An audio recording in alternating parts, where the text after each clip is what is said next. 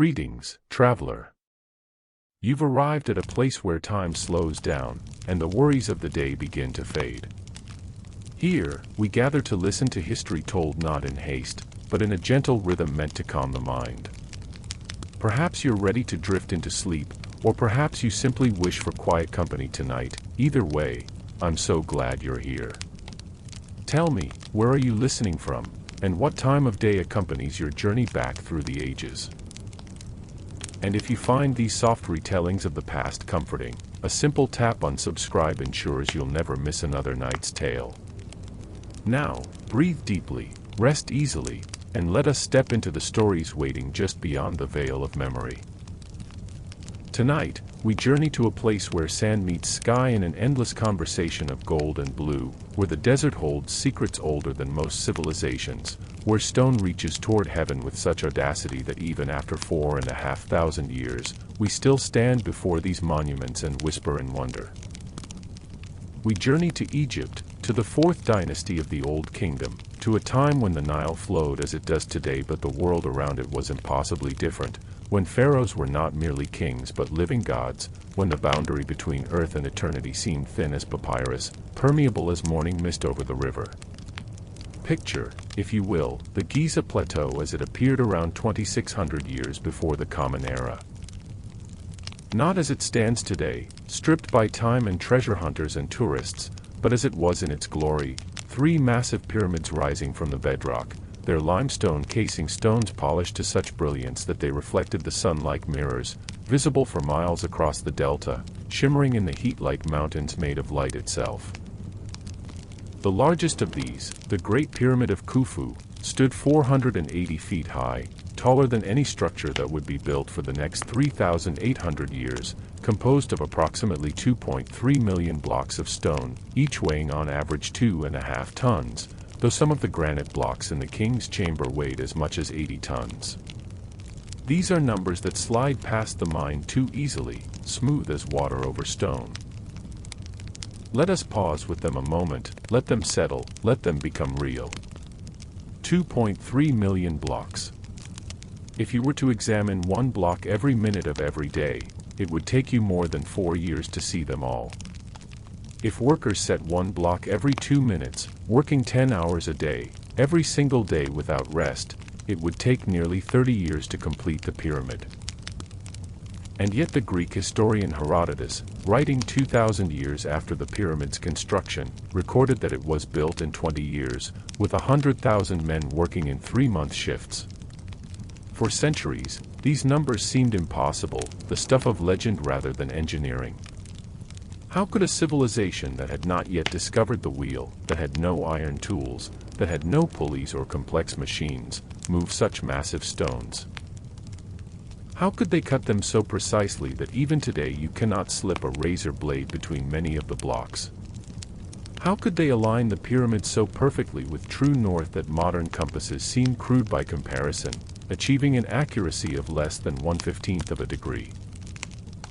The answers, when they began to emerge from archaeological evidence and careful study, revealed something perhaps more remarkable than any mythical explanation involving lost civilizations or extraterrestrial assistance. They revealed human beings, working with human hands and human minds, accomplishing something that tested the very limits of what those hands and minds could achieve.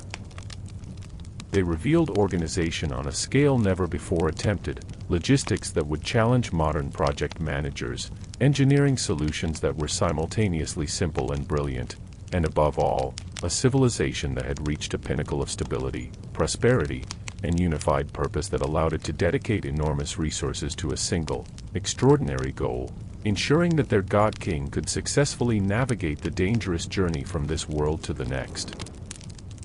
To understand how the pyramids were built, we must first understand why, for the motivation shaped everything that followed, from the choice of location to the selection of materials to the organization of labor. We must step back even further, to the very beginning of Egyptian civilization, to the unification of Upper and Lower Egypt around 3,100 years before the Common Era, to the emergence of a concept that would define this culture for the next 3 millennia. The divine nature of kingship.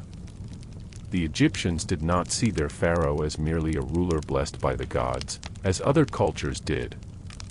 They understood him to be a god incarnate, the living embodiment of Horus, the falcon-headed deity who represented divine kingship, and upon death, the transformation into Osiris, ruler of the afterlife. This was not metaphor or political propaganda, it was fundamental to their worldview, as real and certain as the annual flooding of the Nile. And if the pharaoh was divine, then his transition from this world to the next was not a private matter but a cosmic event that affected the stability of the entire kingdom, the fertility of the fields, the prosperity of the people, the very order of the universe itself. This concept, called Ma'at, represented truth, justice, harmony, and balance, the fundamental order that kept chaos at bay. The pharaoh was Ma'at's earthly guarantor, and his successful journey to the afterlife was essential to maintaining it. A proper burial was not vanity or extravagance but cosmic necessity. The pyramid was not a tomb in the way we understand the word today, but rather a machine for resurrection, a vehicle for transformation, a doorway between worlds built solid enough to last forever. The Old Kingdom Egyptians inherited this belief from their ancestors but refined it, elevated it, gave it monumental expression. The first pyramid, the step pyramid of Djoser at Saqqara, was built around 2,670 years before the Common Era, during the Third Dynasty. It began as a traditional mastaba, a flat-roofed rectangular structure built over a burial chamber. But the pharaoh's architect, Imhotep, whose genius would later lead to his deification as a god of medicine and wisdom, had a revolutionary idea. He stacked 6 mastabas on top of each other, each one smaller than the one beneath, creating a stone stairway to heaven, a physical manifestation of the pharaoh's ascent to the realm of the gods. This was more than architectural innovation, it was theological breakthrough. The pyramid shape itself became sacred, perhaps representing the primordial mound that emerged from the waters of chaos at the beginning of creation, perhaps representing the rays of the sun god Ra breaking through the clouds, perhaps serving as a ladder or ramp for the pharaoh's soul to climb toward the circumpolar stars, which the Egyptians believed were eternal and unchanging, the realm where the justified dead lived forever. By the time we reach the 4th dynasty and the reign of Sneferu, father of Khufu, pyramid building had become the supreme expression of royal power and divine mandate. Sneferu built not 1 but 3 pyramids, the Midim pyramid, which partially collapsed during or shortly after construction, teaching valuable lessons about the limitations of certain building techniques. The Bent pyramid, which changes angle partway up, possibly because the architects realized the original angle was too steep and would lead to structural problems, and finally the Red pyramid, the first true smooth-sided pyramid, named for the reddish hue of its limestone, which served as a testing ground for the techniques that would be perfected in the Great Pyramid built by his son. Think about what this means for a moment. Sneferu's 3 pyramids, built over perhaps 35 years, contain more stone than the Great Pyramid itself. This was a civilization in the midst of learning, experimenting, refining. Each pyramid taught lessons that informed the next. Mistakes were made and corrected. Techniques were developed and improved. By the time Khufu ascended to the throne around 2,580 years before the Common Era, Egyptian engineers had accumulated perhaps a century of experience in pyramid construction. They were ready to attempt something unprecedented, a pyramid of such size, such precision, such perfection that it would dominate the landscape and the imagination for all of time. The location chosen for Khufu's pyramid was the Giza Plateau, a limestone formation on the west bank of the Nile, about 7 miles southwest of modern Cairo. The choice was deliberate and meaningful in multiple ways. The west was associated with death and the afterlife, for that is where the sun set each evening, descending into the underworld of Duat before being reborn each dawn in the east. The plateau itself offered a natural foundation of bedrock, solid enough to support the enormous weight of the pyramid without settling or shifting. The limestone here was of good quality, suitable for the bulk of the construction, and nearby there were quarries where it could be extracted. The site was elevated, visible from the river and the valley, making the finished pyramid a constant reminder of the pharaoh's power and divine nature. But before a single stone could be quarried or placed, before the massive labor force could be assembled or organized, before anything else could happen, the site had to be prepared, and this preparation required engineering of remarkable sophistication. The base of the pyramid had to be absolutely level, for any variation would be magnified as the structure rose, potentially leading to structural failure or at minimum, an imperfect final form. Remember, these were not merely builders constructing a functional tomb, they were religious devotees creating a sacred space, a divine machine where precision mattered not just structurally but theologically. The leveling of the base involved techniques that archaeologists and engineers have worked to understand for more than a century. The most widely accepted theory involves water leveling, a simple but brilliant solution. The builders would have constructed a low wall of mud brick around the perimeter of the planned base, creating a shallow basin. This basin would then be filled with water to a uniform height.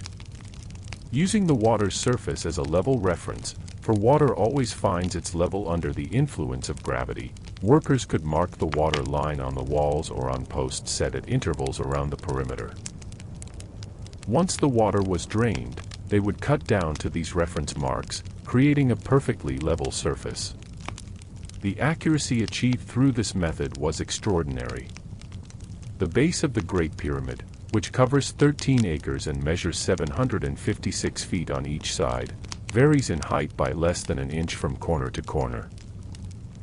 To put this in perspective, imagine leveling a surface the size of nearly 10 football fields using Bronze Age technology, and achieving precision that would challenge modern construction equipment. The north side is 755.75 feet long, the south side 756.08 feet, a difference of less than 4 inches over the entire length. These are not approximate measurements or general dimensions. This is precision engineering of the highest order. But leveling was only the beginning. The pyramid also had to be precisely aligned with the cardinal directions, north, south, east, and west. The accuracy achieved here is even more remarkable than the leveling. The Great Pyramid is aligned to true north with an error of less than 1/15 of a degree, or about 4 minutes of arc. Modern surveyors, using sophisticated instruments, struggle to match this accuracy. How did Bronze Age Egyptians, working 4,500 years ago, achieve it? The answer appears to involve celestial observation, using the stars as guides. One method that may have been employed involves the use of the circumpolar stars, stars that circle the north celestial pole without setting below the horizon. By constructing a circular wall with a perfectly level top, an observer standing at the center could sight 2 points where a star crossed the wall's rim as it circled the pole, once on its eastern rise and once on its western descent. The midpoint between these two positions would indicate true north with great accuracy. Another possibility involves the use of the sun and shadow. On the equinoxes, when day and night are equal in length, the sun rises due east and sets due west. By tracking the tip of a vertical pole's shadow from sunrise to noon and from noon to sunset, then bisecting the angle between these two lines, an observer can determine a north-south line with considerable precision. Variations on these methods, perhaps involving both stars and sun, likely contributed to the final alignment. Consider for a moment what this tells us about Egyptian knowledge. These were people who understood geometry, who observed the heavens carefully enough to track the movement of stars with precision, who could translate celestial mechanics into earthly measurements. They had no computers or calculators, no textbooks or databases. They had the night sky, patient observation, careful record keeping, and minds capable of seeing patterns and relationships that escaped less attentive observers. With the site prepared, the next challenge was obtaining the stone. The Great Pyramid contains 3 main types of stone, each selected for specific purposes and each presenting different logistical challenges. The core of the pyramid, its bulk and mass, was constructed primarily from local limestone quarried from the Giza Plateau itself. The fine white limestone used for the outer casing came from quarries at Tura, on the east bank of the Nile, about 8 miles south of Giza. The granite used for the king's chamber, the relieving chambers above it, and certain other key structural elements came from Aswan, nearly 500 miles to the south. The quarrying of this stone was the first great labor, and it required techniques developed over generations of Egyptian construction. For the local limestone, quarrymen would identify natural fractures and weaknesses in the rock, then exploit these to break the stone into manageable blocks. They would cut grooves around the perimeter of the desired block using copper chisels and stone pounders. Copper was the hardest metal available to them, as the Bronze Age was just beginning and iron was still centuries in the future. These copper tools were surprisingly effective, especially when combined with an abrasive slurry of water and sand that increased their cutting power. Once the grooves were cut, wooden wedges would be driven into the fractures. These wedges would then be soaked with water, causing the wood to expand with tremendous force, enough to crack the limestone along the desired plane. It was slow, patient work, requiring knowledge of the stone's structure, experience in reading the rock, and the consistent application of effort by skilled workers. The blocks removed would be rough cut to approximately the right size and shape at the quarry, reducing the weight that needed to be transported and allowing the finer shaping to be done on-site at the pyramid. The white limestone from Tura presented different challenges. These quarries were underground, tunneling into the limestone hills, extracting the finest quality stone from deep within the earth where it was protected from weathering and impurities. The blocks here were cut with even greater care, for this stone would form the pyramid's visible surface, its gleaming outer skin. Each block had to be as perfect as human hands could make it. But the granite from Aswan represented perhaps the greatest quarrying challenge. Granite is immensely hard, far harder than limestone, and copper tools were largely ineffective against it. Instead, quarrymen used balls of dolerite, a very hard stone, weighing 12 pounds or more, pounding them against the granite in a controlled, systematic way that gradually pulverized the surface, creating grooves and channels that allowed blocks to be separated from the bedrock. This was brutally difficult work, requiring strength, endurance, and precision. A team of workers would pound in rhythm, hour after hour, day after day, gradually deepening the channels that would free the granite block. Archaeological evidence from ancient quarries shows the marks of this work: smooth channels where dolerite pounders gradually wore away the granite, abandoned blocks where flaws were discovered partway through the quarrying process, test cuts where workers experimented with techniques. These quarries are frozen moments, capturing the labor as it happened, allowing us to see not just the results but the process itself. Now comes one of the most debated questions in all of archaeology: how were these blocks, especially the massive granite blocks weighing 50 to 80 tons, transported from the quarries to the pyramid site? For the Tura limestone and the Aswan granite, the Nile provided the answer.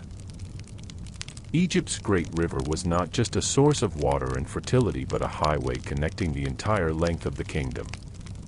During the annual inundation, when the Nile's waters rose and spread across the floodplain, the river came much closer to the plateau's edge than it does today. The Egyptians built sophisticated barges capable of carrying enormous loads. These vessels, constructed from Lebanese cedar and acacia wood, could be more than 100 feet long. Loading a 50-ton granite block onto such a barge would have required a combination of levers, ramps, and controlled flooding, perhaps digging a dock that could be flooded to float the barge, then positioning the block on the submerged deck before draining the water, allowing the barge to settle under the weight. Unloading at the Giza harbor, likely connected to the building site by a canal or causeway, would have involved the reverse process. The blocks from the Giza Plateau quarries presented a different challenge. These had to be moved overland, dragged from the quarry to the pyramid site. For this, the Egyptians used wooden sledges, flat platforms with runners that allowed them to slide over the ground.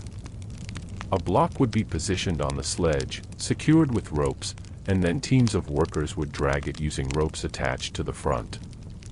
This might sound impossibly difficult. Stone is heavy, friction is enormous, progress would be measured in inches.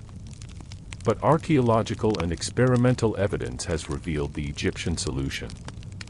A painting from the tomb of Jehuti-Hotep, dating to about 1900 years before the Common Era, shows exactly this process, a massive statue on a sledge being pulled by teams of workers, with one crucial detail that transforms the impossible into the merely difficult. A man stands on the front of the sledge, pouring liquid from a jar onto the ground ahead of the runners. Modern experiments have confirmed what the ancient Egyptians knew, that wetting the sand ahead of a sledge reduces friction dramatically, making it possible for a relatively small team to move enormous weights. The water causes sand particles to stick together, creating a firmer, more stable surface. Too much water creates mud that increases friction, too little leaves dry sand that piles up in front of the runners. But the right amount. And Egyptian workers would have learned the proper amount through experience, reduces the friction by as much as 50%. A block requiring 400 men to move when dry might need only 200 when the sand is properly wetted. Even so, moving 2.3 million blocks, each requiring its own journey from quarry to pyramid, represents a staggering logistical challenge. Think about the coordination required. Quarry teams extracting blocks at a rate that matches the construction pace, transport teams moving blocks from multiple quarries simultaneously, delivery schedules ensuring that blocks arrive at the pyramid precisely when needed, all of this happening continuously for 20 years or more. This was not chaotic effort but carefully orchestrated industry, requiring planning and management that would impress modern logistics companies. Recent archaeological discoveries have transformed our understanding of who performed this labor. For many years, influenced by Herodotus and Hollywood, the popular imagination pictured slaves toiling under the whip, dying by the thousands in brutal conditions. But excavations at Giza in the 1990s, led by Egyptian archaeologist Zahi Hawass and American archaeologist Mark Lehner, uncovered the workers' villages, the temporary cities where pyramid builders lived during their time on the project. And these discoveries revealed a very different picture. The workers were not slaves but ordinary Egyptian citizens, farmers from the provinces fulfilling a labor obligation to the state, a system called corvée that was common in ancient civilizations. During the Nile's annual inundation, when the fields were flooded and agricultural work was impossible, these farmers would come to Giza for 3 or 4 month shifts, working on the pyramid as their contribution to the kingdom, their service to their god-king, their investment in cosmic order. The workers' villages show signs of organization and care that contradict any notion of slave labor. The settlements were carefully planned, with areas for housing, food preparation, storage, and administration. The workers were well fed. Analysis of animal bones found in the villages shows they consumed beef, mutton, and fish in quantities that suggest a diet better than what most would have eaten at home. They received bread and beer as daily rations, and the beer was not weak but nutritious, providing calories and vitamins. Medical facilities treated their injuries. And there were injuries, for this was dangerous work. Skeletons found in workers' cemeteries show healed fractures, crushed vertebrae, and other trauma consistent with heavy construction labor. But they also show evidence of treatment and healing. Broken bones were set and splinted. Workers who were injured seriously enough that they could no longer perform heavy labor were not discarded but given lighter duties. They were cared for because they were valued. Not as expendable labor but as citizens fulfilling an important religious and civic duty. The evidence suggests a workforce of perhaps 20 to 30,000 workers at the pyramid site at any given time, rotating in shifts so that over the course of the year, perhaps 100,000 men would serve time on the project, matching Herodotus's numbers but with very different implications. These were not 100,000 slaves working simultaneously but 20 to 30,000 citizens at a time, serving limited shifts before returning to their homes and farms. This system had multiple benefits. It distributed the labor burden across the entire kingdom, making it sustainable over the decades required for construction. It prevented any single community from being depleted of workers. It allowed for rotation, so fresh workers replaced tired ones, maintaining productivity. And it created a sense of shared investment in the project. These men could return to their villages and say, truthfully, I helped build the Pyramid of Khufu. Those stones there, in that section, I placed them with my own hands. But feeding and housing this workforce was itself a monumental undertaking. Mark Lehner's excavations revealed massive bakeries capable of producing thousands of loaves of bread per day. Cattle and sheep were brought from throughout the kingdom, slaughtered, butchered, and distributed. Storage facilities held grain. Breweries produced beer. The logistics of feeding the workers may have required as much planning as the construction itself. And this gives us insight into something profound about Old Kingdom Egypt. The civilization had reached a level of prosperity and organizational sophistication that allowed it to divert this much labor and resources to a non-productive purpose. The pyramid didn't grow crops or produce goods or defend against enemies. It existed solely to ensure the pharaoh's successful transition to the afterlife. The fact that Egypt could afford this, that it could feed and house tens of thousands of workers for decades while still maintaining agricultural production and other state functions, demonstrates that this was a society at the absolute peak of its power and confidence. Now we come to perhaps the most contested question, the one that captures popular imagination more than any other. How did the Egyptians lift these massive blocks, stacking them higher and higher until the pyramid reached its apex 480 feet above the desert floor? Scholars have proposed numerous theories, each with strengths and weaknesses, and the truth may involve a combination of methods, with techniques evolving as the pyramid rose. The most widely accepted theory involves the use of ramps, inclined planes that allowed workers to drag blocks up to the level being constructed. But what type of ramp? A single straight ramp rising from ground level to the apex would need to be more than a mile long to maintain a manageable slope of about 7 degrees, and would require more material than the pyramid itself. This seems impractical. A spiral ramp wrapping around the pyramid's exterior has been proposed, and would solve the length problem, but would cover the pyramid's faces, making it impossible for architects to check the slope and alignment as construction progressed. How could they ensure accuracy if they couldn't see what they were building? A series of zigzagging ramps on one face of the pyramid is another possibility, requiring less material than a straight ramp but still allowing visibility of the other 3 faces. As the pyramid rose, the ramps would be raised, extended, and modified to reach each new level. More recently, French architect Jean-Pierre Houdin has proposed an internal ramp theory, suggesting that after the first 50 to 100 feet were built using an external ramp, the Egyptians constructed a spiral ramp within the pyramid itself, just beneath the outer surface. This internal ramp would leave the exterior visible for alignment checks while still providing access to higher levels. Microgravimetric studies have detected anomalies in the pyramid's density that might support this theory, though debate continues. The truth is, we don't know with certainty which method was used, and the answer may be that different methods were employed at different stages. The lower courses might have used external ramps. The middle sections might have involved a combination of techniques. The upper sections, where blocks are smaller and less massive, might have used different approaches than the base. But ramps alone don't explain how the blocks were lifted onto the ramp or how they were moved from the top of the ramp onto the pyramid itself.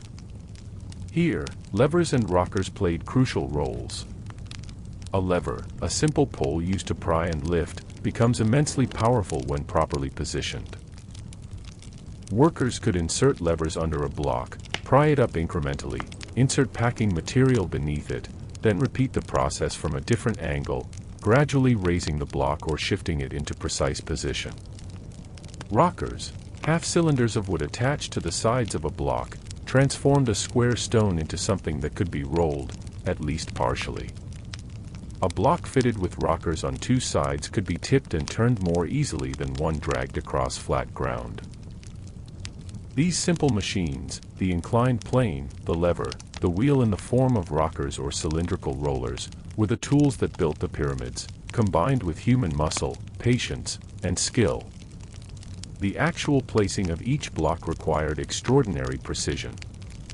The core blocks, forming the pyramid's interior mass, were placed with reasonable care but did not require perfect fitting. Gaps between them were filled with mortar made from gypsum and sand. But the casing stones, forming the outer surface, required precision that challenges modern masonry. These blocks, weighing 2 to 3 tons each, had to fit together so tightly that mortar was sometimes not even necessary. The interfaces between blocks were cut at slight angles, creating a mechanical lock that helped distribute weight and resist sliding. The process of dressing these stones, shaping them to precise dimensions with smooth surfaces, was painstaking. After rough cutting at the quarry, each block would be finished on-site using copper tools, grinding stones, and abrasive sand. Workers would check surfaces with straight edges and tri-squares, marking high spots that needed additional grinding, working gradually toward the perfect fit. The white limestone from Tura was relatively soft, easier to work than the local limestone, which is why it was chosen for the visible surface despite the difficulty of transporting it from across the river. The granite in the king's chamber represents the highest achievement of Egyptian stone working. The chamber itself measures about 34 feet long, 17 feet wide, and 19 feet high. Its walls are constructed from massive granite blocks fitted together with remarkable precision. The ceiling consists of 9 granite slabs, each weighing about 50 tons, spanning the entire width of the chamber. Above these ceiling slabs, the builders constructed 5 relieving chambers. Empty spaces with their own ceilings made of massive granite beams, designed to redirect the enormous weight of the pyramid's upper sections away from the king's chamber itself, preventing it from being crushed by the millions of tons pressing down from above. This engineering solution demonstrates sophisticated understanding of structural mechanics. The ancient Egyptians didn't have mathematical formulas for calculating load distribution, but they understood through experience and observation how stone behaves under pressure, how weight can be redirected, how to create spaces within solid stone that would remain intact for millennia.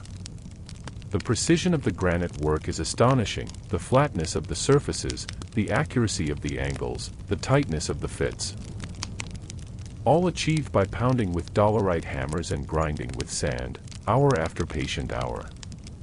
As the pyramid rose, course by course, the work would have become progressively more difficult in some ways and easier in others. Each new level meant hauling blocks higher, requiring more effort and time. But each level also contained fewer blocks than the one beneath. The pyramid narrowed as it rose, so the volume of work decreased. The lowest course required enormous blocks to form the foundation. The uppermost courses, near the apex, used much smaller stones that were easier to move and place. The capstone, the pyramidion that crowned the structure, was special, possibly covered in gold or electrum, a gold-silver alloy. It would have gleamed like a sun-touched beacon, visible for miles across the delta, a point where earth met heaven, where stone touched sky. The placement of this capstone was likely accompanied by ceremony and ritual, marking the completion of the God-King's resurrection machine, the perfection of his gateway to eternity. With the structure complete, the finishing work began, the installation and polishing of the white limestone casing stones. This was when the pyramid truly became what it was meant to be, not merely a massive pile of stone but a geometrically perfect mountain of light. The casing stones were dressed to exact dimensions, creating a smooth, unbroken surface from base to apex. These were then polished until they gleamed, until the entire pyramid shone like a second sun, reflecting light so brilliantly that it could be seen from the mountains of Israel, 60 miles away. Imagine the effect. A structure rising 500 feet high, covering 13 acres of ground, its surface polished white limestone gleaming in the Egyptian sun, its apex crowned with gold, appearing to float above the desert in the shimmering heat, seeming less like a building than a vision, less like something made by human hands than something placed there by the gods themselves. This was not architecture in the modern sense. It was magic made manifest, theology expressed in stone, cosmic order given physical form. The precision extended even to details we can barely detect today. The faces of the pyramid are slightly concave, each face curves inward very slightly, by about 1/3 of a degree, visible only from the air or in certain lighting conditions. Whether this was intentional design or the result of settlement and weathering is debated, but if intentional, it represents yet another level of geometric sophistication. The interior of the pyramid, while much less extensive than the interiors of later pyramids, contains passages and chambers that required equally careful planning and execution. The entrance, originally sealed and hidden, was located on the north face, about 55 feet above ground level. From there, a descending passage, just over 3 feet square, slopes downward at an angle of 26 degrees, cutting first through the pyramid's masonry and then through the bedrock beneath, eventually reaching an unfinished chamber far below the pyramid's base. But this chamber was apparently abandoned in favor of chambers within the pyramid itself. About 60 feet from the entrance, an ascending passage branches upward, climbing at the same 26-degree angle through the pyramid's core. This passage leads to the Grand Gallery, one of the most remarkable architectural spaces in the ancient world, a corbelled corridor rising 28 feet high, 153 feet long, with walls that step inward as they rise, creating a ceiling far above the floor. The purpose of this gallery has been much debated. Some scholars believe it served a practical function during construction, perhaps housing a system of counterweights or storing materials. Others see it as purely ceremonial, a grand processional way leading to the king's chamber. Its construction required sophisticated understanding of corbelling, each course of stone projecting slightly beyond the one beneath until the walls nearly meet at the top, and careful calculation to ensure stability. At the end of the Grand Gallery, through a low passage, lies the king's chamber, with its massive granite walls and ceiling, its empty granite sarcophagus, its 2 narrow shafts, previously called air shafts but now believed to have had religious significance, perhaps allowing the pharaoh's spirit to ascend to the stars. The chamber is precise in its proportions, with ratios that some have tried to connect to advanced mathematical knowledge, though most scholars believe any such ratios are either coincidental or the result of simple geometric rules of thumb rather than complex mathematical understanding. Below the Grand Gallery, another passage leads to the Queen's Chamber, misleadingly named, as it was likely intended as a second backup burial chamber for the king rather than for a queen. This chamber, smaller than the King's Chamber and built with limestone rather than granite, also contains 2 shafts, though these terminate within the pyramid rather than emerging at its surface. The chamber has a pointed corbelled ceiling, creating an architectural echo of the pyramid's overall form. These interior spaces represent only a tiny fraction of the pyramid's total volume. The vast majority of the structure is solid stone, core block stacked course upon course, providing the mass necessary for the structure's stability and the symbolic heft appropriate for a god-king's eternal resting place. This solidity also served a practical purpose. It made the pyramid nearly impossible to break into. While robbers eventually found ways to penetrate the pyramid, removing treasures that were doubtless stored within, the sheer mass of stone ensured that the structure itself survived, that the pharaoh's body and at least the architecture of his tomb endured. The construction of the pyramids at Giza, for Khufu's son Khafre and grandson Menkaure each built their own pyramids on the same plateau, along with numerous smaller pyramids for queens and royal family members, represents the absolute pinnacle of Old Kingdom pyramid building. Later pyramids, built during subsequent dynasties, were often smaller, built with less precision, or constructed with mud brick cores faced with limestone rather than being solid stone throughout. The technical knowledge was never lost, but perhaps the resources or the will to apply them to such monumental scale diminished. Why did pyramid building decline? The answer is complex, involving religious, political, and economic factors. The massive investment required for these monuments may have strained the Egyptian economy, diverting resources from other necessary functions. Political changes, including the decentralization of power during the First Intermediate Period, made it impossible to marshal the resources and labor that Old Kingdom pharaohs commanded. Religious developments, including the increasing importance of the god Osiris and changing concepts of the afterlife, may have made these massive stone monuments less central to funerary belief.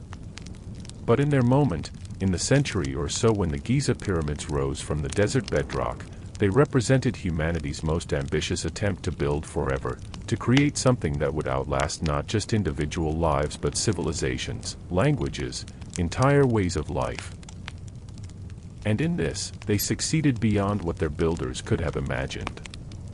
4,500 years later, when most of the great works of antiquity have crumbled to dust or survive only in fragments, the pyramids stand, diminished, certainly, stripped of their gleaming casing stones and golden capstones, surrounded by the sprawl of modern Cairo rather than the emptiness of the desert, but still standing, still massive, still capable of inspiring wonder. Let us speak now of the people who made this possible, for the pyramids were not built by faceless masses but by individuals with names and skills and lives. Archaeologists have found workers' graffiti in hidden spaces within the pyramid. Marks left by work crews who recorded their team names, things like Friends of Khufu or Drunkards of Menkaure, names that speak of camaraderie and identity, of workers who took pride in their labor and wanted to leave their mark, however hidden, on eternity itself. These crews were organized into divisions, perhaps based on geographic origin, each division comprising perhaps 2,000 men. Within each division were smaller groups, fills of about 1,000 men, which were subdivided further into gangs of about 200. This hierarchical organization allowed for clear chains of command, efficient coordination, and the tracking of progress. Each level of organization had its overseers and scribes, recording work completed, materials used, rations distributed. The workers were not all unskilled laborers. The project required specialists of many types, quarrymen who understood stone and could read the rock face to find the best extraction points, stone dressers who could finish blocks to precise dimensions, surveyors who maintained alignment and level, engineers who planned ramps and solved mechanical problems, carpenters who built and maintained sledges, levers, and rollers, rope makers who provided the miles of rope needed for dragging, plasterers and painters who would decorate associated temples and structures. And then there were the support workers who never touched stone. The bakers and brewers feeding the workforce, the potters making vessels for water and food, the weavers producing cloth, the sandal makers, the tool makers, the guards maintaining order, the scribes recording everything, the priests performing rituals, the doctors treating injuries, the administrators managing the entire complex operation. Recent archaeological work has revealed the breadth of economic activity that pyramid construction generated. The project stimulated the entire Egyptian economy. Farmers produced surplus food to feed the workers, herders supplied meat, fishermen brought their catch, craftsmen made tools and equipment, merchants transported goods. The pyramid was not just a religious monument but an economic engine, distributing wealth throughout the kingdom, creating employment, driving innovation in organization and logistics. This economic impact may have been part of the pyramid's purpose from the beginning.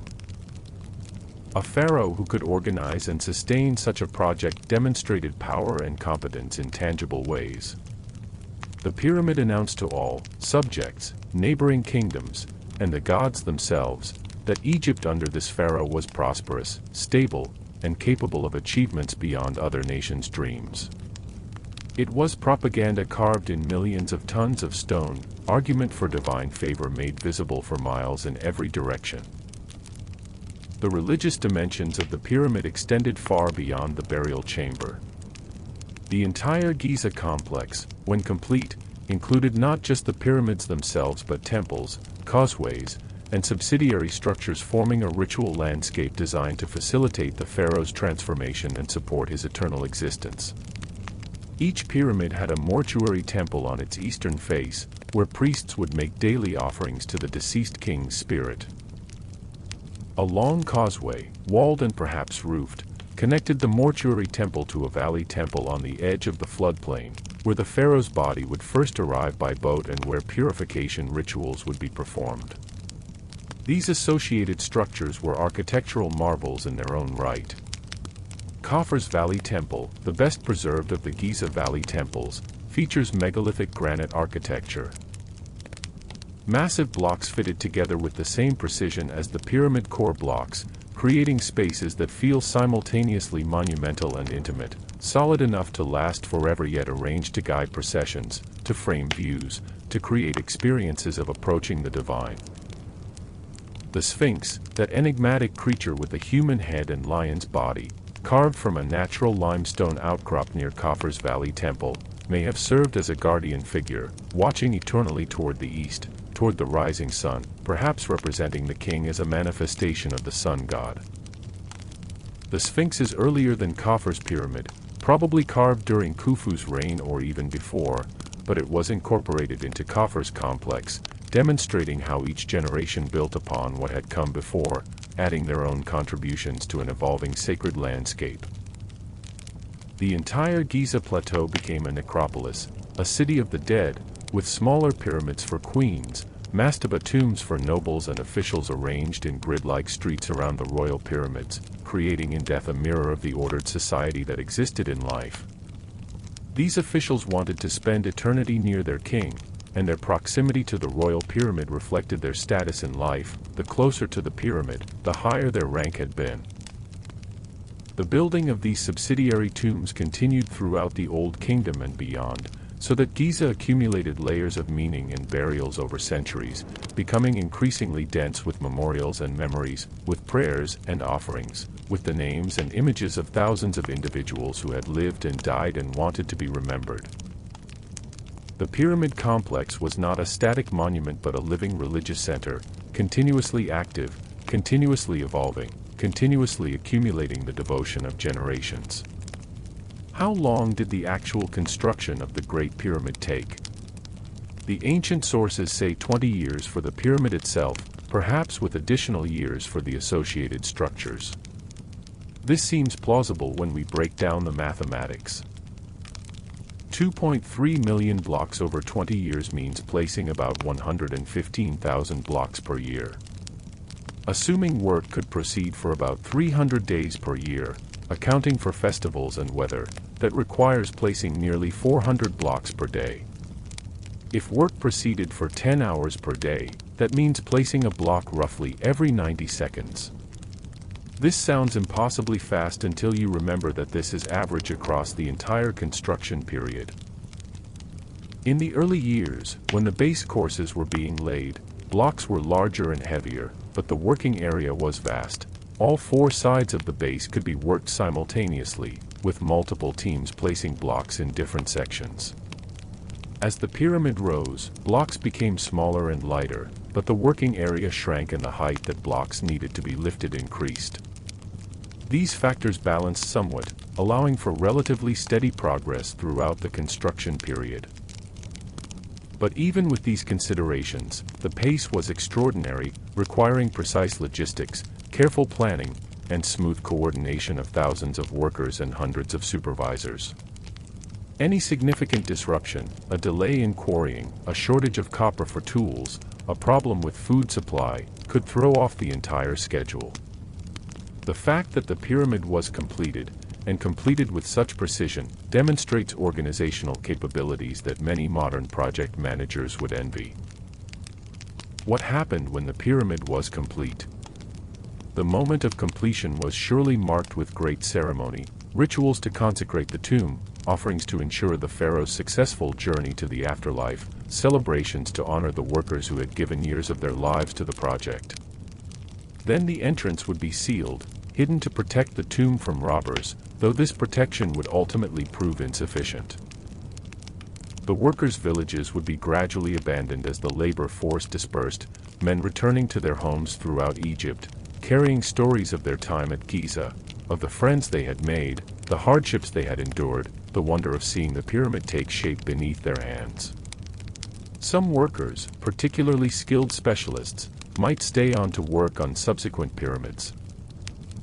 Khufu's pyramid was built immediately after Khufu's, providing continued employment for experienced pyramid builders. The priests who would serve the deceased pharaoh's cult would take up residence in the mortuary temple, beginning their work of making daily offerings, chanting prayers, performing rituals designed to sustain the pharaoh in the afterlife. These priests and their descendants would continue this work for generations, perhaps centuries, funded by estates dedicated to the pyramid cult, creating an institution that outlasted the Old Kingdom itself. For a time, the pyramids served their purpose perfectly. They were impossible to ignore, constant reminders of the pharaoh's power and the god's favor. They dominated the landscape physically and the imagination spiritually. But inevitably, as dynasties fell and the Old Kingdom collapsed into the chaos of the First Intermediate Period, the pyramid cults lost their funding, the temples fell into disrepair, and eventually, the pyramids themselves were violated. Robbers, probably working with inside knowledge from priests or guards, found ways to penetrate the pyramids despite their massive bulk, tunneling through softer limestone to avoid granite plug blocks, following or cutting new passages to reach the burial chambers. The treasures that had been buried with the pharaohs, gold, jewels, precious objects meant to sustain them in the afterlife, were stolen, melted down, dispersed, lost to history. Even the pharaohs' bodies were eventually disturbed, though whether they were destroyed or removed to other locations is unknown. No royal mummy from the Old Kingdom has ever been definitively identified. Later dynasties, facing shortages of building materials, began to quarry the pyramids themselves, removing the fine white Tura limestone casing stones to use in construction of medieval Cairo. This process accelerated after an earthquake in the 14th century CE loosened many of the casing stones, making them easier to remove. The result was the stepped appearance the pyramids have today, the core blocks exposed, giving a false impression of step pyramids like Djoser's when in fact they had been smooth-sided. But even stripped of their casings, even with their treasures stolen and their purposes forgotten, the pyramids endured. When the Arab conquest brought Islam to Egypt in the 7th century CE, the new rulers found these ancient structures mysterious and impressive, attributing them variously to pre-flood giants, to jinn, to the legendary Hermes Trismegistus. Medieval Arab historians recorded legends about the pyramids that bore little resemblance to their actual history, mixing fragments of memory with imagination, creating stories of hidden treasures and magical protections.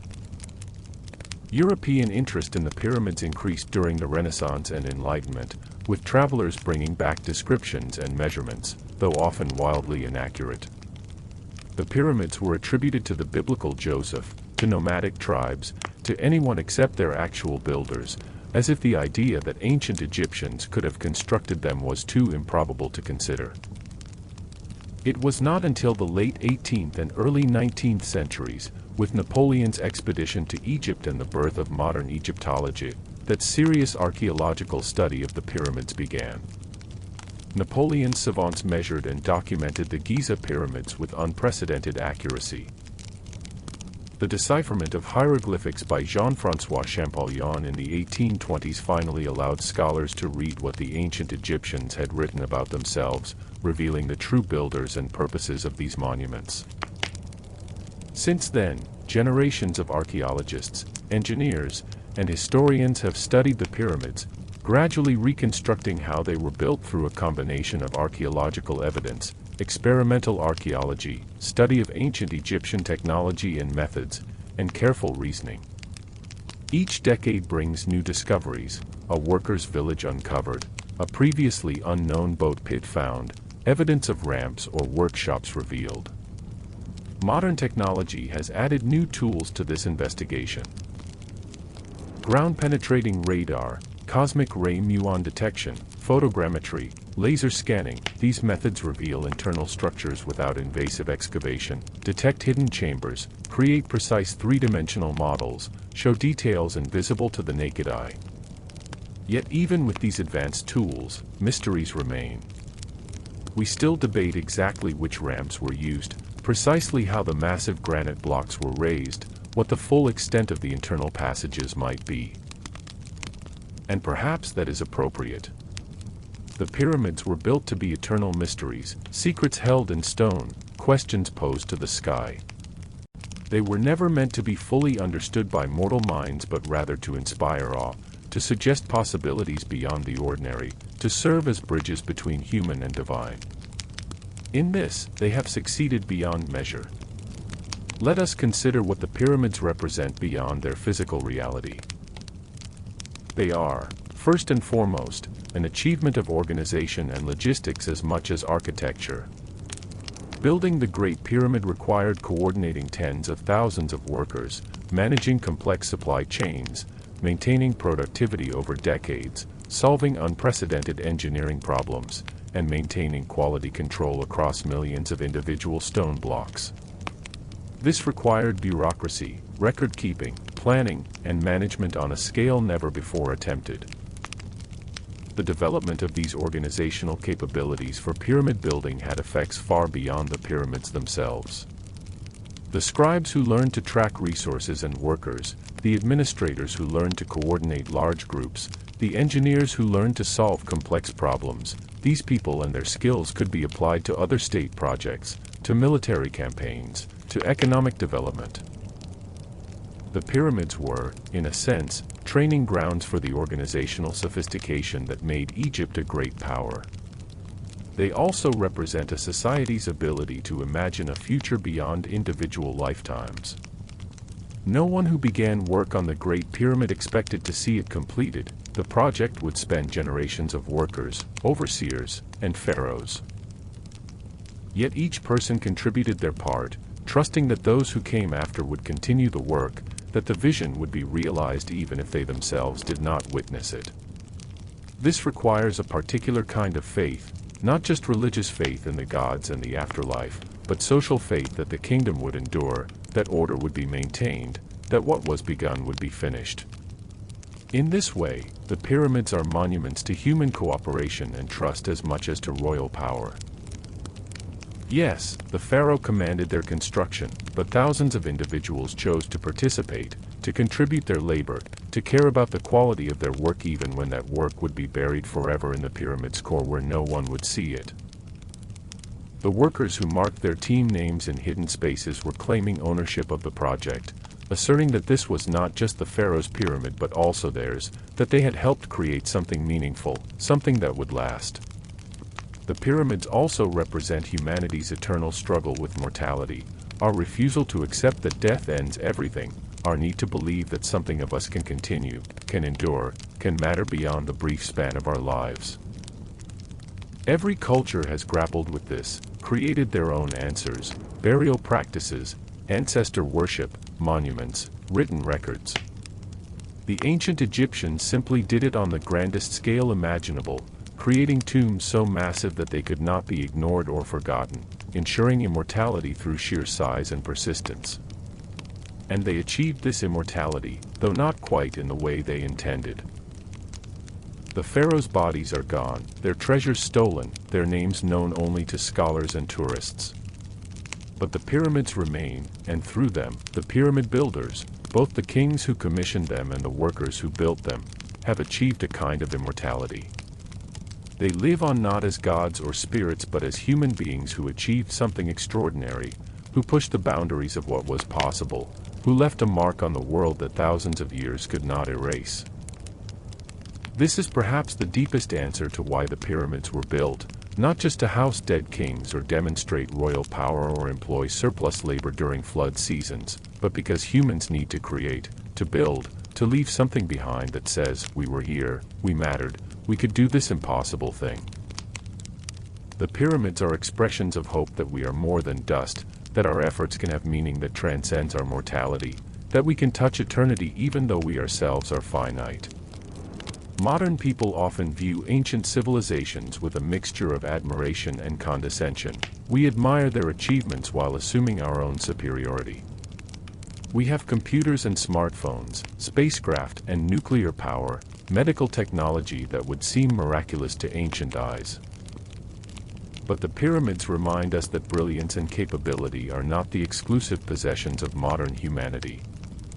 4,500 years ago, without our tools or knowledge, people solved problems we would struggle to solve even with our advantages. The precision of the base leveling, the accuracy of the cardinal alignment, the tight fitting of the casing stones, the structural soundness that has allowed these monuments to stand for millennia.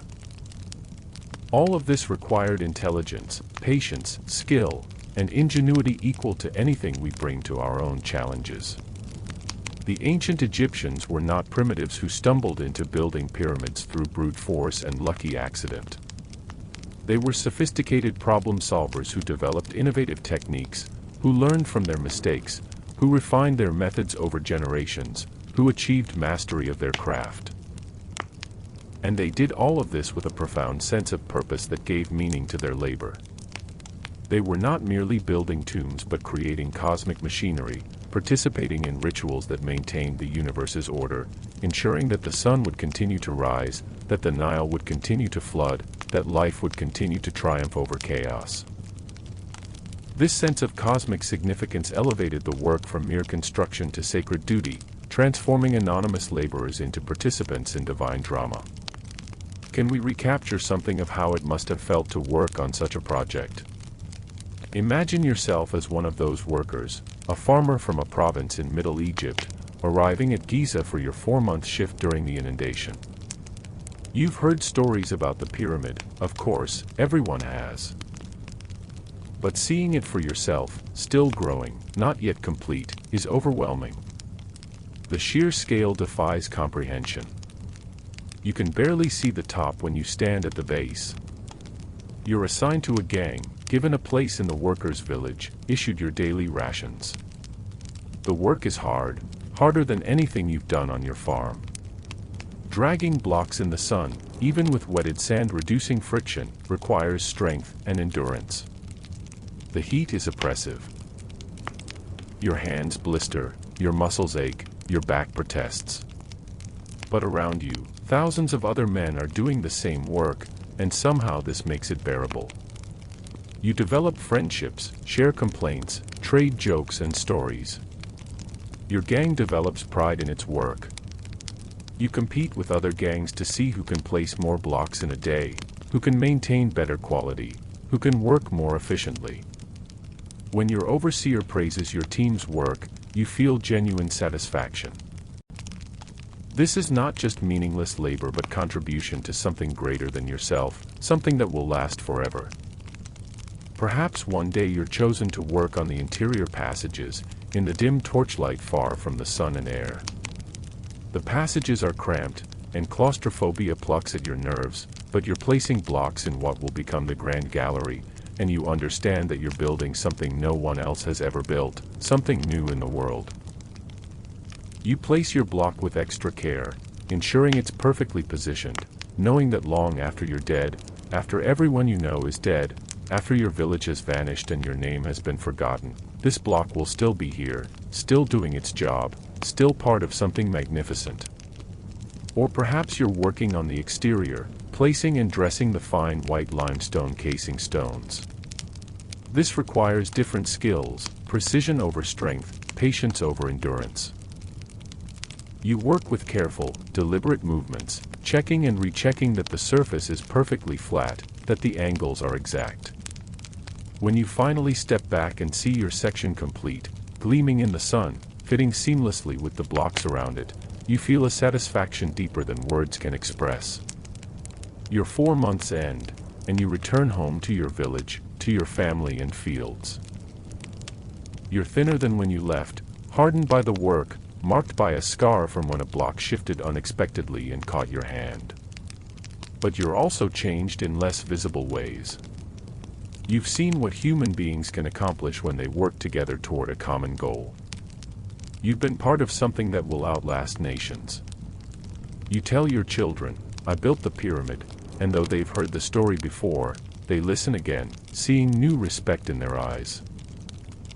This is speculation, of course. We can never truly know what any individual worker thought or felt. But it's speculation grounded in human nature, in what we know about how people respond to challenging work undertaken for meaningful purposes, in evidence from the workers' villages and graffiti showing that these were real people with identities and pride in their labor, not mindless drones. And it reminds us that the pyramids, for all their grandeur and mystery, were built by ordinary humans who were not so different from us. They had the same basic needs: food, shelter, community, purpose, meaning. They experienced the same range of emotions: pride, frustration, satisfaction, exhaustion, joy, sorrow. They told jokes, formed friendships, complained about their overseers, took pride in their skills. They were us, separated by time but not by fundamental humanity.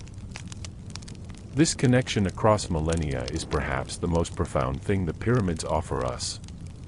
They are not alien artifacts but human achievements, proof that our ancestors were capable of extraordinary things, that human potential has always been greater than we often allow ourselves to believe. When we stand before the pyramids, we're not just looking at ancient stones but at a mirror reflecting our own possibilities, challenging us to imagine what we might accomplish if we could match the vision, purpose, and coordination that built these timeless monuments. Let us turn our attention now to the broader context of pyramid building, for the Great Pyramid of Khufu, though the most famous and impressive, was neither the first nor the last pyramid built in ancient Egypt. The pyramid age spans roughly 1,000 years, from the 3rd dynasty through the 13th dynasty, though the greatest pyramids were all built in a relatively brief period during the 4th through 6th dynasties of the Old Kingdom. This pyramid age represents a particular moment in Egyptian civilization, when conditions aligned to make such projects possible. Egypt was unified under strong central authority, providing the organizational framework necessary for massive projects. The kingdom was prosperous, agricultural productivity was high, and population had grown to levels that provided surplus labor during the inundation season. Religious ideology emphasized the pharaoh's divine nature and the importance of proper burial for ensuring cosmic order. Technological knowledge had advanced to the point where the engineering challenges could be solved. And perhaps most importantly, there was cultural confidence. A sense that Egypt was favored by the gods, that greatness was possible and expected. These conditions would not last forever. The end of the Old Kingdom saw decentralization of power, economic decline, perhaps climate changes that affected agricultural productivity. The first intermediate period was a time of chaos and competing claims to authority. When Egypt was reunified under the Middle Kingdom, pyramid building resumed, but the pyramids were smaller, often built with mud brick cores rather than solid stone, constructed more economically. They were still important religious monuments, but they no longer represented the absolute commitment of the nation's resources that the Old Kingdom pyramids had demanded. By the New Kingdom, pyramid building had ceased entirely for royal burials.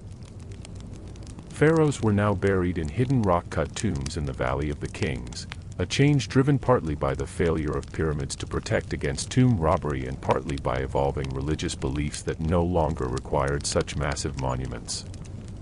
The age of the pyramids had ended, but the pyramids themselves remained, dominating the landscape, inspiring wonder and speculation for all the ages that would follow. What technical knowledge was lost when pyramid building ceased? Probably less than we might imagine.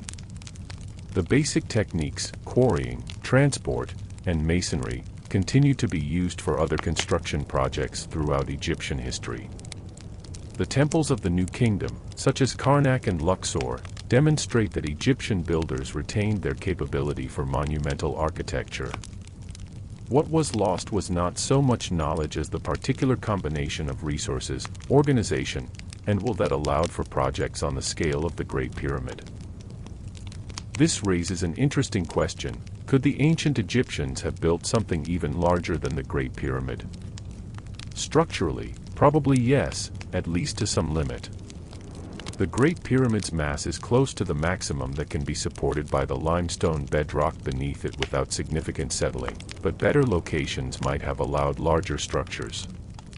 The real limits were probably logistical and economic rather than technical. The resources required for something larger than the Great Pyramid might have strained even Old Kingdom Egypt beyond sustainability. Some scholars have suggested that the Great Pyramid represents an optimal balance, large enough to be impressive and fulfill its religious purposes, but not so large that it would have crippled the kingdom's economy or taken so long to build that it risked remaining incomplete at the pharaoh's death. Khufu reigned for about 23 years, just long enough for his pyramid to be completed. A longer reign might have tempted him to build even larger, but the 20-year construction period was probably close to the practical limit for maintaining worker morale and sustaining the economic burden. The pyramids also had effects on Egyptian culture beyond the immediate purpose of housing dead kings. They required the development of mathematics, geometry for calculating volumes and angles, arithmetic for tracking resources and workers. They advanced surveying and astronomy, which were needed for alignment and measurement. They stimulated development of medical knowledge, as injuries needed to be treated. They created demand for copper, driving development of mining and metalworking. They required organization and record-keeping that helped develop Egypt's bureaucratic capabilities. In short, the pyramids were not isolated projects but drivers of broader cultural development, pushing Egyptian civilization to develop new capabilities and knowledge that would have applications far beyond tomb building. The engineering lessons learned from pyramid construction informed other building projects. The organizational structures developed for managing pyramid workers could be applied to military campaigns or agricultural projects. The mathematical knowledge developed for pyramid design advanced Egyptian capabilities in astronomy, accounting, and land surveying. This is a pattern we see throughout history. Ambitious projects, undertaken for specific purposes, often generate capabilities and knowledge that prove valuable in unexpected ways. The Apollo program put men on the moon, but it also advanced computer technology, materials science, and systems engineering in ways that have had far-reaching effects. The pyramids, in their time, had similar spillover effects, advancing Egyptian civilization in multiple domains simultaneously. We must also consider the pyramids' role in Egypt's relationships with neighboring cultures. These monuments were visible for miles, impossible to ignore, clear statements of Egyptian power and sophistication. Traders and emissaries from other lands would have seen them and carried tales back to their own kingdoms of Egypt's wonders. This enhanced Egypt's reputation, potentially deterring military threats and facilitating trade relationships. The prestige associated with pyramid building may also have helped Egypt attract skilled workers and craftsmen from neighboring regions. We know that later Egyptian monuments sometimes involved foreign workers and artisans. The possibility of working on the pyramids, of being part of such extraordinary projects, might have drawn talented individuals to Egypt, creating a brain drain that benefited Egyptian civilization while impoverishing others. At the same time, the pyramids represent an enormous opportunity cost. The labor and resources devoted to pyramid construction could have been used for other purposes. Building irrigation works to expand agricultural land, constructing additional cities, developing trade infrastructure, maintaining larger armies. Some historians have argued that the pyramid projects, particularly the excessive pyramid building of the later Old Kingdom, weakened Egypt by diverting too many resources away from productive uses. This critique has merit but may underestimate the benefits of pyramid construction. The projects provided employment during otherwise idle seasons, developed organizational capabilities, enhanced Egypt's prestige, and reinforced the religious and political ideology that held the kingdom together. In economic terms, they might be seen as both consumption, resources permanently locked up in stone monuments, and investment, developing human capital and organizational capacities that had enduring value. The truth probably lies somewhere between these views. The pyramids were neither wasteful follies that weakened Egypt nor purely beneficial investments that strengthened it, but rather complex undertakings with both costs and benefits, justified within Egyptian cultural context even if they might not be justifiable by modern economic calculation. What can modern people learn from the pyramids? At the most obvious level, they teach us about ancient Egyptian culture, technology, and organization. They provide evidence for how Bronze Age civilizations could accomplish monumental tasks. They remind us that ancient peoples were neither primitive nor inferior to ourselves, but rather equally intelligent humans working with different tools and knowledge. At a deeper level, the pyramids challenge our assumptions about what's possible. We live in an age that often seems to have lost confidence in ambitious long-term projects. We struggle to maintain infrastructure, to plan beyond election cycles, to commit resources to goals that won't be achieved within current lifetimes. The ancient Egyptians, with a fraction of our resources and none of our technology, committed to projects that would take decades and benefit primarily those not yet born. This is not to romanticize ancient Egypt. It was a hierarchical society where most people had little freedom, where the pharaoh's will was enforced by divine sanction and state power. But it was also a society capable of remarkable coordination and achievement, capable of long-term thinking and execution on a scale we rarely attempt today. The pyramids also remind us that lasting achievement requires more than good intentions or brilliant design. It requires sustained effort over extended periods, coordination of thousands of individual contributions, attention to quality in every detail no matter how small or hidden, and systems for maintaining standards and correcting errors. These are lessons applicable to any complex endeavor, from building software systems to addressing climate change to developing new technologies. Perhaps most importantly, the pyramids demonstrate that humans are capable of creating things that transcend individual mortality, that speak across millennia, that become part of human heritage rather than merely national monuments. They belong now not just to Egypt but to all humanity, recognized by UNESCO as World Heritage Sites, visited by millions from every nation, studied by scholars of every background. This universality was not intended by their builders. They created the pyramids for specifically Egyptian religious purposes, to serve Egyptian kings, to maintain Egyptian cosmic order.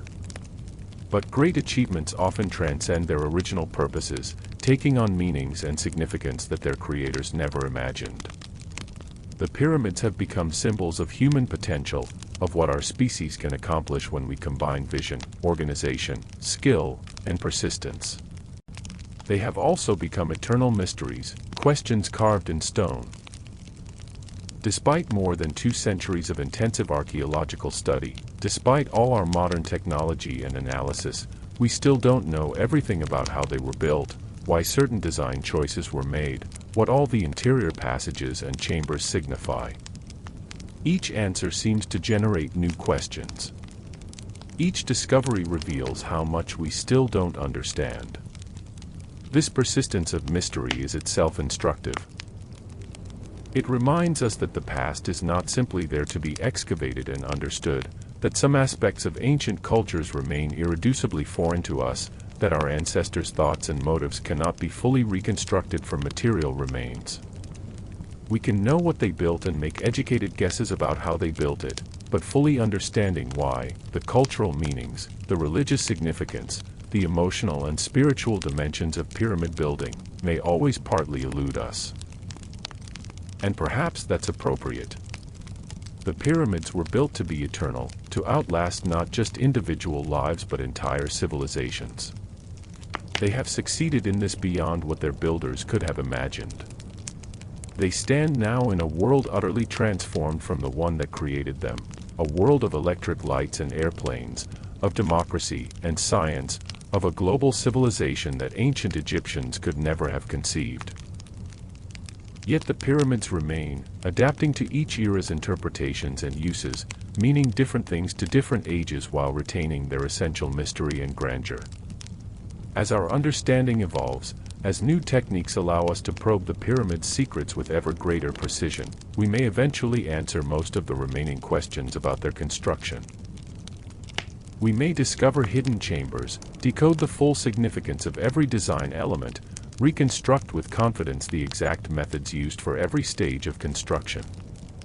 Or we may not. Some secrets may be lost forever, buried in the unrecorded knowledge of the workers and engineers who took them to their graves 4.5 millennia ago. But whether we solve every mystery or not, the pyramids will remain what they have always been. Testimony to human ambition and capability, bridges connecting us to our distant ancestors, proof that our species has always dreamed of touching eternity and sometimes succeeded in ways that echo across the ages. They are simultaneously thoroughly human creations, the product of muscle and sweat, of organization and planning, of individual workers and their individual contributions, and something that seems to transcend merely human scale, reaching toward something greater, something timeless. Let your mind rest now on this thought, that 4,500 years ago, people not unlike yourself gathered on a plateau overlooking the Nile, looked at bare bedrock, and envisioned a mountain that didn't exist, a geometric perfection made manifest in stone, a structure that would be visible for miles and would stand unchanged while empires rose and fell, while languages lived and died, while the very stars wheeled slowly in their courses. And then they built it, block by block, day by day, year by year, until vision became reality, until imagination was transformed into stone, until the impossible stood gleaming under the Egyptian sun. They built it for their god-king, for their religion, for their civilization, but they also built it for themselves, to prove what they could do, to leave their mark on eternity, to say, we were here and we mattered and we could do this impossible thing. And they succeeded. The pharaohs are dust, the empires are memories, the very gods are forgotten by all but scholars. But the pyramids remain, and through them, those anonymous workers remain too, their labor still visible, their achievements still inspiring wonder, their humanity still connected to ours across an abyss of time. When you see the pyramids, whether in person or in photographs, whether in documentaries or dreams, remember that they were built by human hands. Strong hands, skilled hands, patient hands that placed each block with care, that shaped each surface with precision, that worked until blisters bled and muscles screamed but kept working because the work mattered, because what they were building would last, because they were part of something greater than themselves. Remember too that they were built by human minds. Clever minds that solved unprecedented problems, that developed new techniques, that saw solutions where none had existed before, that learned from mistakes, that refined and improved until they achieved mastery. These were not primitive peoples stumbling towards civilization but sophisticated humans at the peak of their culture's capabilities, accomplishing what we, with all our advantages, would struggle to match. And remember finally that they were built by human hearts. Hearts that believed, that hoped, that dreamed of permanence in an impermanent world, that loved enough to work for decades on a king's tomb, that took pride in invisible work done well, that formed friendships in hardship, that found meaning in labor that transcended mere survival. These hearts beat 4,000 years ago, but they were not so different from yours. They felt wonder, pride, exhaustion, satisfaction. They knew the pleasure of work well done and the frustration of problems difficult to solve. They experienced the human condition in all its complexity, and they left us this gift, these monuments that speak across the ages, that remind us what our species can achieve, that invite us to dream our own impossible dreams and then make them real. The sun sets now over Giza as it has set every evening for 4.5 millennia, painting the western sky in shades of gold and crimson, casting long shadows across the desert sand. The pyramids stand in silhouette, their geometric perfection unchanged by time's passage, still reaching toward heaven, still proclaiming their builders' ambitions and achievements. In the gathering darkness, they seem less like things made by human hands than presences, spirits of an age long past that yet refuse to fade into forgetfulness. The workers who built them are long since turned to dust, their names forgotten except for the few who held high office and could afford to record their identities in stone. But their work remains, as solid and real today as when the last block was placed, the last surface polished, the last prayer spoken over the completed monument. They achieved what they set out to achieve, they built forever. Their pyramids have outlasted their civilization, outlasted their language, outlasted even their gods, yet still they stand, still they inspire, still they speak to something deep within us that yearns for permanence, for meaning, for achievement that transcends individual mortality. And so the question, how were the pyramids built, becomes more than a technical inquiry. It becomes a question about human nature itself, about what we're capable of when we commit ourselves fully to ambitious goals, about what we can accomplish through cooperation and sustained effort, about the relationship between mortality and the desire to create something that will last. The answer involves copper chisels and wooden sledges, ramps and levers, geometry and astronomy, organization and logistics. But it also involves faith and hope, pride and determination, human hands and human hearts working together across decades to transform vision into reality. Close your eyes now and imagine yourself standing on the Giza Plateau on the day of completion, 4,500 years ago. The white limestone casing gleams so brilliantly in the sun that you must squint to look at it. The pyramid rises before you, impossibly tall, impossibly precise, impossibly perfect. A mountain that nature could never have made, pure geometry carved from stone, earth reaching toward heaven. You are one of those who built it, and the pride you feel is profound, mixed with exhaustion and relief and a hint of sorrow that the great work is ended, that you will never again be part of something so extraordinary. The priests are chanting, preparing for the funeral rituals that will transform the dead pharaoh into an eternal being. But you are thinking of your friends who died during the construction, crushed by falling stones or succumbing to heat and exhaustion. You are thinking of the years you gave to this work, the harvests missed, the children growing up with a father present only during the flood season. You are thinking of your own mortality, knowing that you will die long before this pyramid shows even the first signs of age. And yet you feel no regret. You have been part of something greater than yourself, something that will last longer than any individual life, than any dynasty, than any empire. You have touched eternity in the only way mortals can, through creation, through building something so solid and well-made that time itself cannot completely erase it. You have made your mark on forever, and no matter what comes, no matter how much the world changes, this will remain. Your pyramid, your achievement, your gift to the distant future that will look back and wonder how such a thing was possible. The chanting grows louder, the rituals proceed, the sun moves across the sky as it always has and always will. And the pyramid stands silent, solid, eternal, exactly as you intended, exactly as it will stand for thousands of years after your name is forgotten, your face lost to memory, your very existence reduced to anonymous labor in histories that will be written in languages that don't yet exist. But the pyramid will remember. The stones will hold the story of your effort, your skill, your sweat, your care. And that will be enough. That will be everything. The night deepens, stars emerge in the infinite darkness above. The same stars that guided the pyramid's alignment now will overhead, bearing witness to this achievement as they have borne witness to all of human history. And somewhere among those stars, in the eternal realm that the pyramid was built to access, perhaps the pharaoh's spirit ascends, following the paths that the priests described, climbing the stone stairs to heaven, justified before the gods, eternal at last.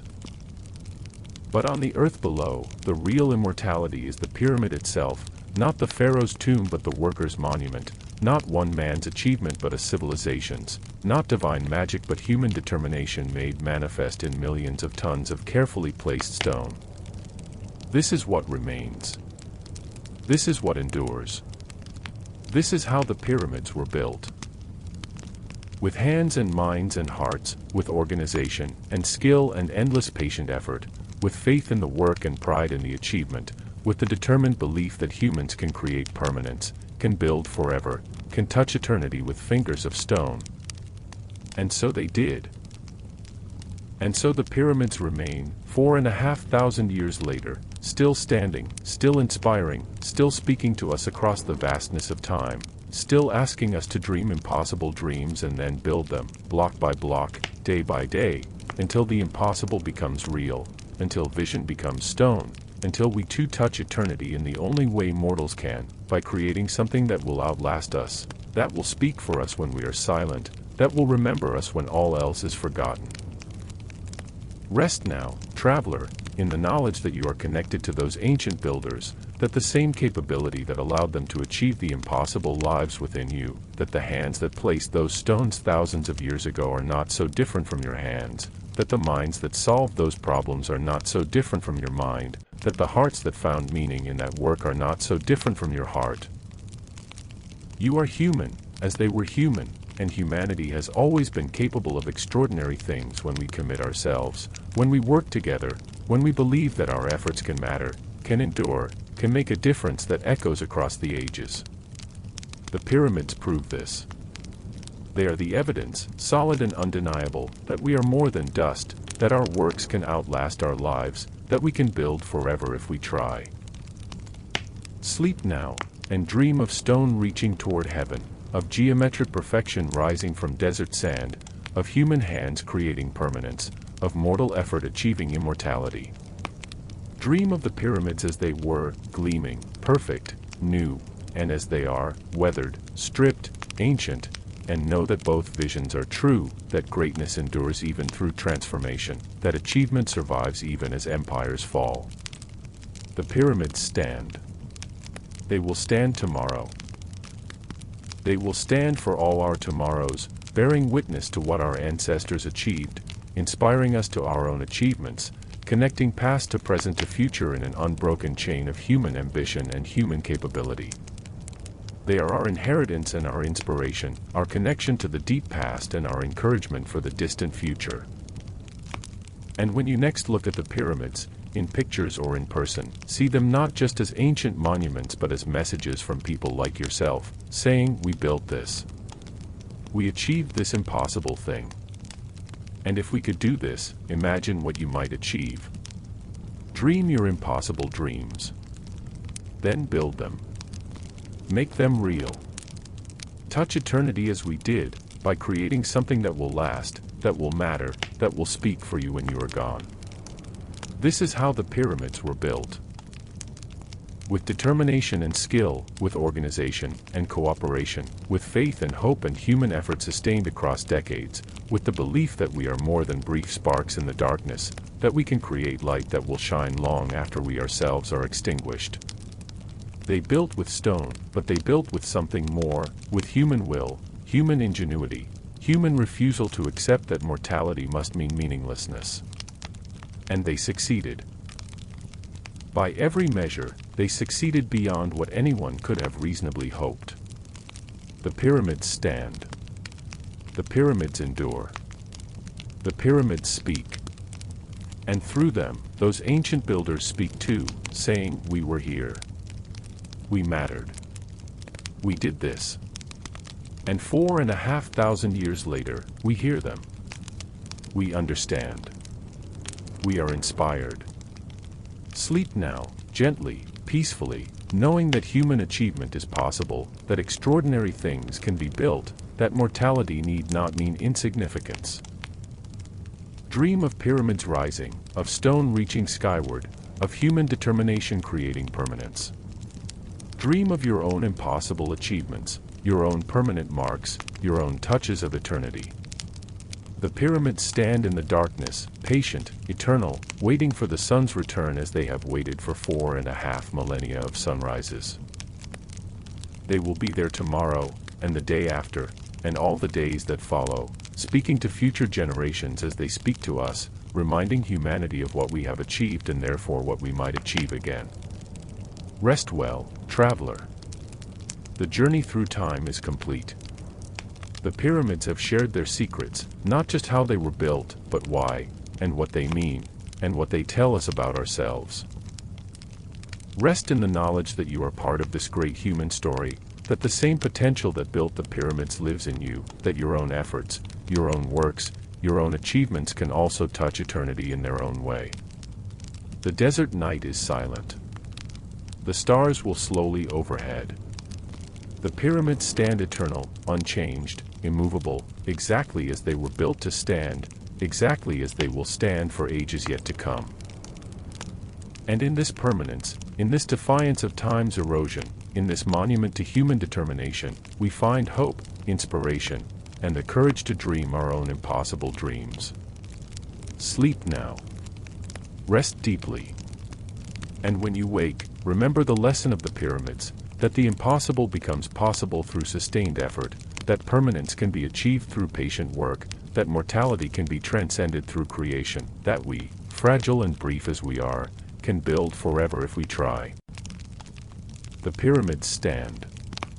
And through them, we understand, we have always been capable of greatness, of touching eternity, of achieving the impossible. We only need to remember, to believe, and to begin.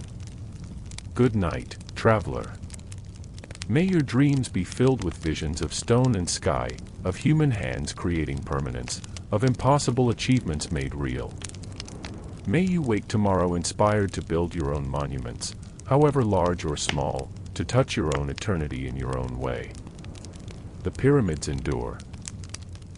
And so shall we, through our works, our efforts, our refusal to accept that brief lives must mean small achievements. We are the builders. We have always been the builders. And we will build again, as our ancestors did, reaching toward heaven, creating permanence, touching eternity with hands of stone and hearts of hope. Sleep, and rest, and dream. The pyramids stand guard over your sleeping, as they have stood guard over human dreams for 4,500 years, and as they will stand for all the nights and days to come, eternal witnesses to what humans can achieve when we commit ourselves to impossible visions and then make them real. The story is told. The journey is complete. The pyramids have spoken. And now, traveler, it is time to rest, to sleep, to dream your own dreams of permanence and achievement and touching eternity in your own unique way. Rest well, sleep deeply, and wake tomorrow ready to build your own impossibilities into reality. The pyramids stand. They will always stand. And through them, we remember, we are capable of extraordinary things, of creating permanence, of achieving immortality through our works. We are the builders. We have always been. We will always be. Sleep now, gently, peacefully, wrapped in the knowledge of human achievement, inspired by the monuments of stone that prove what we can do. Sleep, and dream, and rest. The pyramids stand eternal, and so too does human potential, human achievement, human greatness. Good night.